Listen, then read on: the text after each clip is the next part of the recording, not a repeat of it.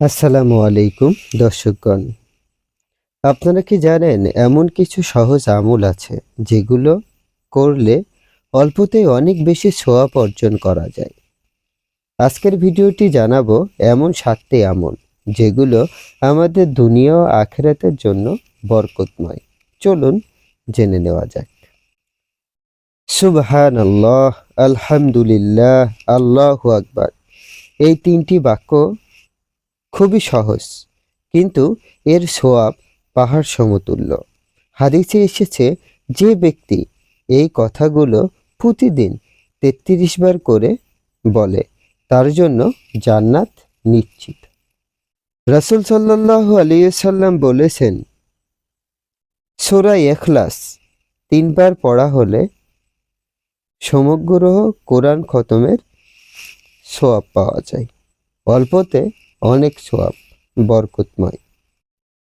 আস্তাগফিরুল্লাহ, আস্তাগফিরুল্লাহ বলা হয় পাপ মোচন করে এবং রিজিক বাড়ায় এবং জীবনে শান্তি নিয়ে আসে। প্রতিদিন 100 বার করে আস্তাগফিরুল্লাহ, আস্তাগফিরুল্লাহ আমল করতে হবে।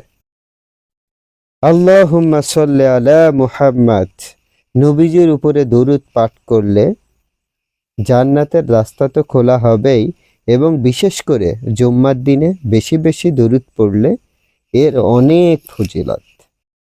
একজন মানুষ গরিবকে কিছু খাবার দিচ্ছে, অল্প কিছু দান হলেও বিশাল সওয়াবের কারণ।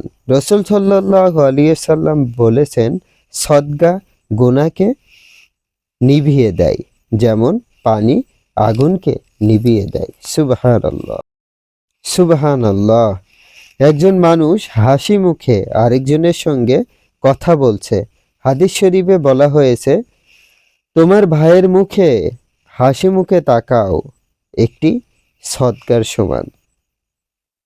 অন্যকে সম্মান ও ভালোবাসা দেওয়া একটি ইবাদতের অংশ। সুবহানাল্লাহ। আমল করার তৌফিক হোক আমাদের। নামাজ নামাজ হলো মুমিনের মিরাজ। যারা 5 ওয়াক্ত সালাত যথাযথ আদায় করে, আল্লাহ তাদের দুনিয়া ও আখিরাতে সুন্দর করে দেয়। এই ছিল অল্প আমলে বেশি সওয়াব অর্জনের কিছু সুন্দর আমল। আপনারা যদি এই আমলগুলো নিয়মিত করতে পারেন, ইনশাআল্লাহ আপনার জীবনে বরকতময় নেমে আসবে। ভিডিওটি ভালো লাগলে আপনার বন্ধুদের কাছে শেয়ার করবেন এবং চ্যানেলের সাথে থাকবেন। ধন্যবাদ। আসসালামু আলাইকুম।